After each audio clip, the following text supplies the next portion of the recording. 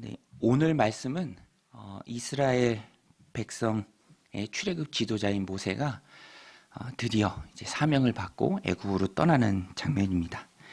하나님으로부터 소명받고 임지로 떠나는 모세의 모습 속에서 우리가 첫 번째로 좀 인상적인 장면을 발견할 수 있습니다.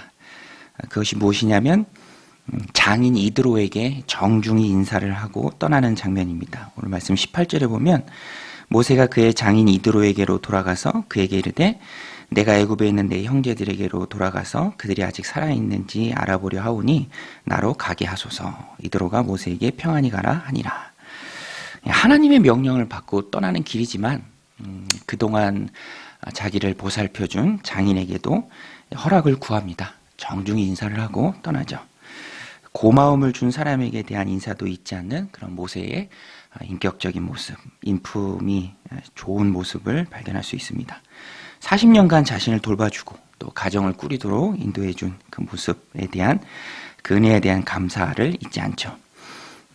이런 좋은 관계 속에서 나중에 이드로는요, 모세가 출애굽 지도자로 당당히 그 일을 할 때 좀 힘들 때 이제 조언을 하기도 합니다. 중요한 조언을 하죠. 도움을 얻습니다. 이런 모습을 보면서 우리가 기억해야 할 것은 하나님의 일을 하면서 뭐 정면으로 배치되는 것이 아니라면 이 사람들과 좋은 관계를 쌓는 것은 마땅한 일이라는 것입니다. 모세는 하나님 백성의 지도자로 부름을 받았지만 이방인 가족들에게도 그 선한 영향력을 보여주고 있습니다. 이 땅의 교회도 그렇죠. 영적인 일을 감당합니다. 세상 일이 아니라 영적인 일을 감당하지만 그런 거룩한 하늘에 속한 공동체지만 이 땅을 살아갈 때에도 이 세상 사람들에게도 선한 영향력을 끼쳐야 합니다. 뭐 작은 선의들을 베푸는 것도 그 중에 한 가지 방법이 되겠죠. 그래서 우리 교회도 이 공용 화장실에 뭐 휴지 작은 거죠. 그런 거를 좀 끼워둔다던가 뭐 핸드워시 같은 것들을 비치해 두기도 하고 또 사람들이 오가면서 앉을 수 있도록 의자 같은 것들을 두기도 합니다.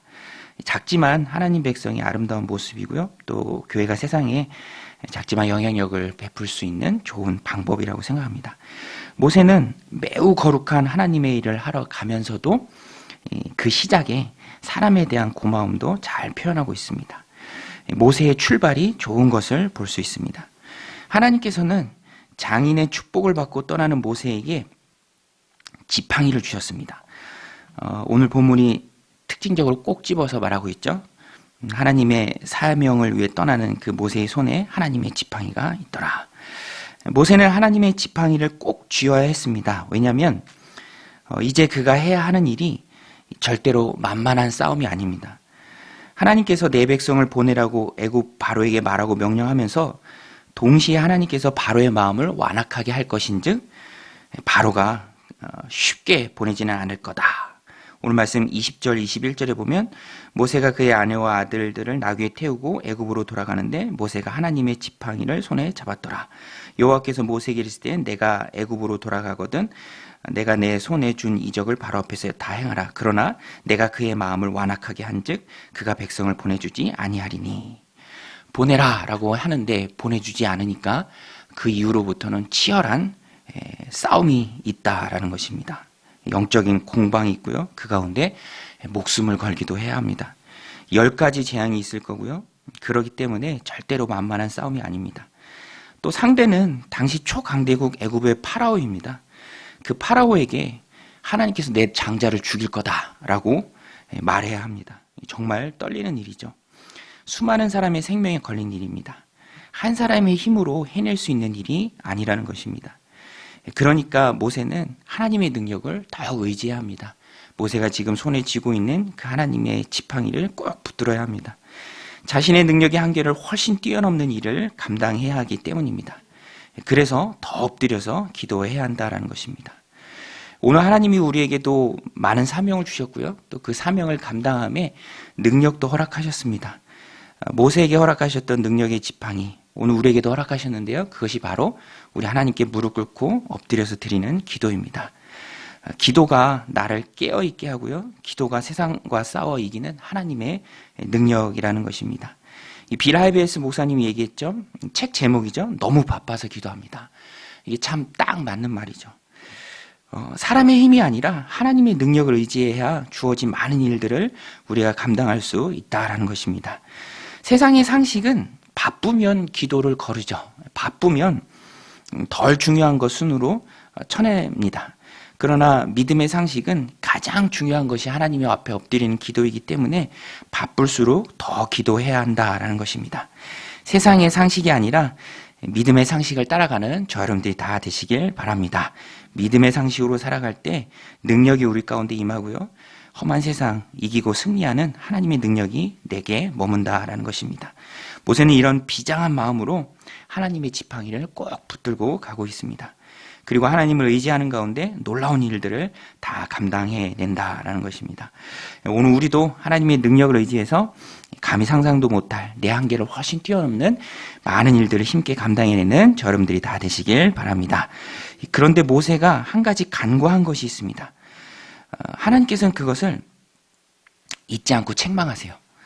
심각한 책망입니다. 모세를 죽이려고 하십니다. 오늘 말씀 24절에 보면 모세가 길을 가다가 숙소에 있을 때에 여호와께서 그를 만나사 그를 죽이려 하신지라.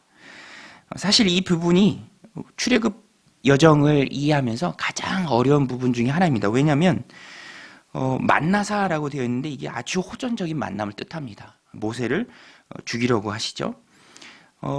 이상한 것이 이제 겨우 설득해서 사명 주시고 겨우 사명받고 임지로 떠나는 모세를 아직 그 사명을 감당하기도 전에 죽이려고 하시니까 이상하죠. 그런데 이것은 하나님께서 이만큼 책망하실 정도로 말씀의 실천을 하나님께서는 중요하게 보신다라는 것입니다. 지도자에게 있어서 말씀의 실천을 그가 이제 행할 사명보다도 어쩌면 훨씬 더 중요하게 하나님께서 보십니다. 모세가 놓친 그 말씀의 실천이 무엇이냐면 아들에게 할례를 행하는 것이었습니다. 아들이 게르손과 엘리에셀 둘이 있었는데요. 이후에 표현을 보면 단수입니다. 그러니까 둘 중에 한 명에게는 할례를 행하지 않았던 것 같아요. 막내 엘리에셀이죠. 할례는 하나님 백성과 이방 백성을 구분해주는 너무너무 중요한 의식입니다. 이거는 거를 수 없고요. 꼭 해야 하는 겁니다. 그런데 모세가 이것을 좀 간과했던 것 같습니다.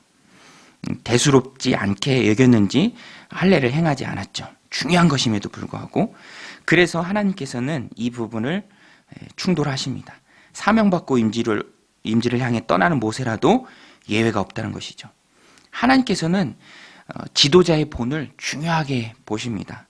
모세가 이제 하나님의 명령을 전하고 이행해야 할 그 지도자의 위치에 서야 하는데 정작 본인이 그 말씀을 다 이행하지 않는다면 자신의 아들에게 할례를 행하지 않는다는 것은 묻거울 수 없는 잘못이라는 거죠.